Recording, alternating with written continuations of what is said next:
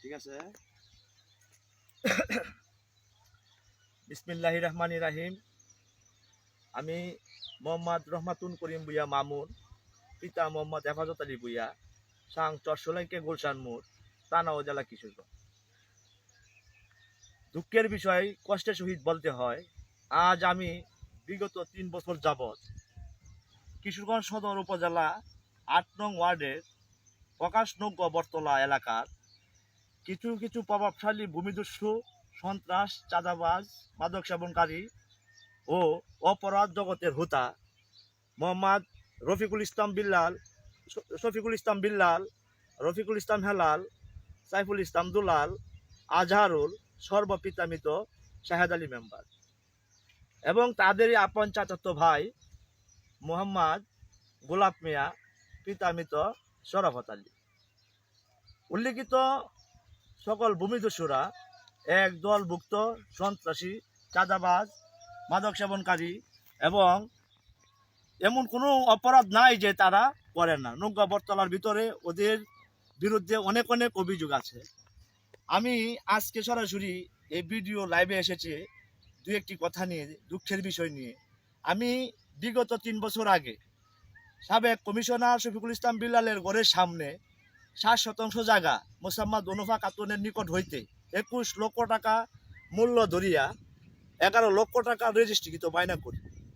বায়না করার পর রফিকুল ইসলাম হেলাল, সাইফুল ইসলাম দুলাল, শফিকুল ইসলাম বিল্লাল, আজহারুল ও গোলাপ মিয়া আমাকে হুমকি দিয়ে বলে যে উল্লিখিত জায়গা যদি তুমি নিতে চাও বা এখানে বাসাবাড়ি করো তাহলে আমাদেরকে 2 লক্ষ টাকা চাঁদা দিতে হবে।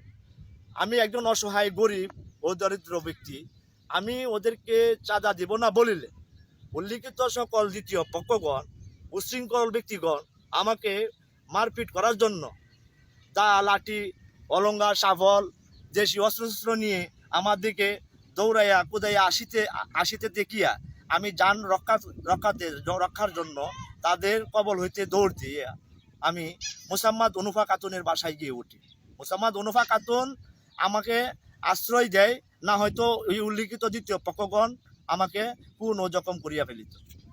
আমি এই বিষয়টি নিয়ে এই নব্য বটতলা এলাকার গণ্যমান্য ব্যক্তিবর্গদেরকে সকলকে অবগত করাই এবং তাদের এই অত্যাচার নির্যাতনের কথা তুলে বলি। উল্লিখিত ব্যক্তিগণের বিরুদ্ধে গণ্যমান্য ব্যক্তিবর্গগণ আমাকে আইনিভাবে পরামর্শ দিয়ে বলেন যে ওদের সাথে কথা বলে তারা পারবে না বা ওরা বেত্তমিজ, ওরা খারাপ লোক, এই ধরনের কথা বলে আমাকে আইনি পরামর্শ দেয় এবং আমাকে বলেন আমি থানায় একটি গিয়ে তাদের বিরুদ্ধে অভিযোগ দেওয়ার জন্য। আমি এলাকায় উল্লিখিত গণ্যমান্য ব্যক্তিবর্গের এই আইনি পরামর্শ পাইয়া সহযোগিতা নিয়ে আমি ওই উল্লিখিত সকল দ্বিতীয় পক্ষগণের বিরুদ্ধে বিগত 3 বছর আগে তখনকার Abu Bakar Siddique officer in charge Kishoreganj model থানার দায়িত্ব পালন করেছিলেন। আমি তখন লিখিত একটি অভিযোগ দিই। অভিযোগ দেওয়ার পর আবু বকর সিদ্দিক সাহেব, তদন্ত ওসি জাকির সাহেব নামে এক ব্যক্তি কর্মরত ছিলেন কিশোরগঞ্জ মডেল থানায়, তখন তার উপরে দায়িত্ব দেন। জাকির সাহেব সেখানে যান, এই উল্লিখিত দ্বিতীয় পক্ষগণকে মাগরিবের পর সাকল্য কাগজপত্র নিয়ে থানায় আসার কথা বলে আসে। এই জাকির সাহেব আমাকে মোবাইল ফোনের মাধ্যমে বলেন যে আপনিও আসবেন, তাদেরকে বলে আসছি। আমি তখন জাকির সাহেবের কথা শুনিয়া থানায় গেলে এই দ্বিতীয় পক্ষগণ, উল্লিখিত উশৃঙ্খল দ্বিতীয় পক্ষগণ, দাঙ্গাবাজ, সন্ত্রাসী, ভূমিদস্যু এই রফিকুল ইসলাম হেলাল গংরা থানায় না আসিয়া আমাকে মোবাইল ফোনে হুমকি দিয়ে বলে যে শালার পুত, তুই আমাদের নামে যে অভিযোগটি থানায় দিয়েছিস, যদি অভিযোগ না তুলে আনিস তবে তোকে গুলি করে তোকে মেরে ফেলিব এবং তোর জায়গায় কিনা চিরস্তরে মিঠাইয়া দিব। আমি তাহাদের ভয়ে আইন কিশোরগঞ্জ সদর মডেল থানা হইতে আইন না পাইয়া পরপর আরও বিগত 3-4টি অভিযোগ আমি দায়ী করার পরেও আমি আইন হইতে বঞ্চিত, আমি আইনিভাবে সহযোগিতা পাইনি। তখন আমি যখন আইন পাচ্ছি না সদর থানা হইতে, তখন আমি উল্লিখিত সকল অভিযোগের ব্যাপারে আমি মাননীয় পুলিশ সুপার মহোদয়ের বরাবর একটি অভিযোগ দায়ী করি। অভিযোগ দায়ী করার পর মাননীয় পুলিশ সুপার মহোদয় আমার এই অভিযোগগুলি আমলে নিয়ে অফিসার ইনচার্জ আবু বকর সিদ্দিক সাহেবকে তাগিদ দেন, কিন্তু তারপরেও আমি আইনি সহযোগিতা পাই নাই বিদায় তখন আমি এই উল্লিখিত সকল দ্বিতীয় পক্ষগণের বিরুদ্ধে আমি এই কিশোরগঞ্জ অতিরিক্ত জুডিশিয়াল ম্যাজিস্ট্রেট আদালত নং 1 আমি একটি এই আমি বাদী হইয়া আমি একটি 144 আদার্স 145 মামলা দায় করি। মামলা দায় করার পর উল্লিখিত দ্বিতীয় পক্ষগণের বিরুদ্ধে মাননীয় আদালত সমন জারি করেন। সমন জারি করার পর প্রথম তারিখে উল্লিখিত এই দুর্নীতিবাজ ভূমিদস্যু চাঁদাবাজ শফিকুল ইসলাম গংরা মাননীয় আদালতে হাজির হয়ে লিখিত জবাব দাখিল করে। জবাব দাখিল করার পর মাননীয় আদালত ওই দিনেই তারিখের দিনেই এই 60% জমির মাধ্যমে একটি প্রসিডিং মানে প্রসিডিং দেন। প্রসিডিং দেওয়ার পর উল্লিখিত দ্বিতীয় পক্ষগণকে বলে দেন যে সামনের তারিখে কাগজপত্র নিয়ে আসার কথা। সামনের তারিখে উল্লিখিত দ্বিতীয় পক্ষগণ প্রেজেন্ট থাকা অবস্থায় মাননীয় আদালতে সঠিক কাগজপত্র না দেখানোর কারণে, ওদের সঠিক কাগজপত্র না থাকার কারণে মাননীয় আদালত আমার কিনা জমির কাগজপত্র সাকল্য ঠিক থাকায় মাননীয় আদালত আমার পক্ষে রায় ও ডিগ্রি প্রদান করে। আমি উল্লিখিত দ্বিতীয় পক্ষগণের বিরুদ্ধে কোর্ট হইতে মামলা করেও রায় পেয়েও আমি এই উল্লিখিত দ্বিতীয় পক্ষগণের হুমকি ধুমকি ও এই প্রাণনাশের ভয়ে আমি আমার এই পর্যন্ত আমার এই উল্লিখিত কিনা জমিতে আমি যাইতে পারতেছি না। আমি একজন ভুক্তভোগী, আমি পেশায় একজন সাংবাদিকতা করি। আমি আমার কিশোরগঞ্জ জেলা প্রতিনিধি হিসাবে আমি বর্তমান দৈনিক যুগান্তর পত্রিকার একজন প্রতিনিধি হিসাবে আমি এই পর্যন্ত কিশোরগঞ্জ জেলার এমন কোনো বাদ নেই যে আমি আমার এই বিষয়টি তুলে ধরার জন্য আমি বলিনি, কিন্তু কোনো সাংবাদিক ভাইয়েরা আমার এই সত্য বিষয়টি নিয়ে এই পর্যন্ত আগিয়ে আসি নাই।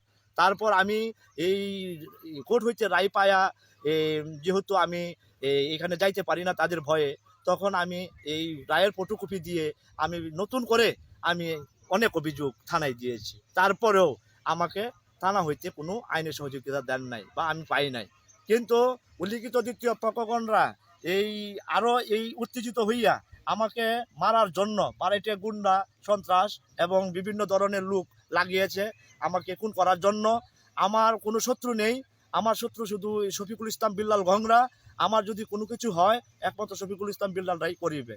তখন আমি কিছু এই নিউজ আমি ওদের বিরুদ্ধে কিছু পত্রিকায় প্রকাশ হয়েছে এবং আরও কিছু কথা আছে। আমি আইন না পাওয়াতে, সদর থানা হইতে আমি আইনি সহযোগিতা না পাওয়াতে আমি উল্লিখিত দ্বিতীয় পক্ষগণের বিরুদ্ধে বিভিন্ন প্রশাসনিক দপ্তরে, যেমন মাননীয় স্বরাষ্ট্র মন্ত্রণালয়ে লিখিত অভিযোগ দিয়েছি বাংলাদেশ ডাক বিভাগের মাধ্যমে, যেমন এই আইজিপি হেডকোয়ার্টারে অভিযোগ দিয়েছি লিখিত ডাক বিভাগের মাধ্যমে রসিদের মাধ্যমে, যেমন স্বরাষ্ট্র মন্ত্রণালয়ে দিয়েছি, যেমন ভূমি মন্ত্রণালয়ে দিয়েছি, ভূমি সিনিয়র সচিবের বরাবর অভিযোগ দায় করিয়েছি। অফিসার ইনচার্জ কিশোরগঞ্জ মডেল থানায় আবার নতুন করে বাংলাদেশ ডাক বিভাগের রসিদের মাধ্যমে অভিযোগ দিয়েছি, মাননীয় পুলিশ সুপার মহোদয়ে দিয়েছি, জেলা প্রশাসকের বরাবরও দিয়েছি। তারপর তো আমি আইন হইতে সহযোগিতা পাচ্ছি না, আইনি বিচার আমি পাচ্ছি না। এই উল্লিখিত দ্বিতীয় পক্ষগণ কার লাল টেলিফোনের মাধ্যমে আইনিভাবে ওদেরকে বারবার আইনের জাল থেকে বের হয়ে যাচ্ছে আমি তা জানি না। কিন্তু দুঃখের বিষয়, কষ্টের সহিত বলতে হয়, আজ আমি 11 লক্ষ টাকা ঋণগ্রস্ত এবং আমার আরও 5-7 লাখ টাকা ওদের কারণে গেছে। তারপরও আমার নিকট তারা বলে 2 লাখ টাকা চাঁদা না দিলে কোনোদিনই আসতে পারবে না।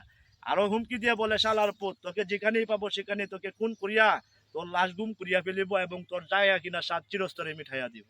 আমি এই বিষয় নিয়ে এই দ্বিতীয় পক্ষগণের কারণে আতঙ্কে চলাফেরা করিতেছি এবং আমার পরিবার সহ কেউ জানে নিরাপত্তা, আমি সহ কেউ জানে নিরাপত্তা পাচ্ছি না। কখন যে কি ঘটায় তা বলা যায় না।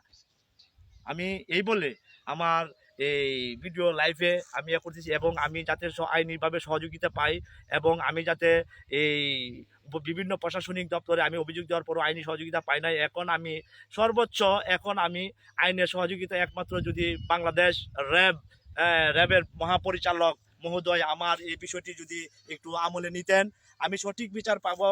আমি জানি যে র্যাবের মাধ্যমে কোনো দুর্নীতি হয় না, র্যাব প্রশাসন কোনো টাকা খায় না, র্যাব প্রশাসন সঠিক বিচারটাই তুলে ধরেন, সঠিকভাবে কাজ করেন।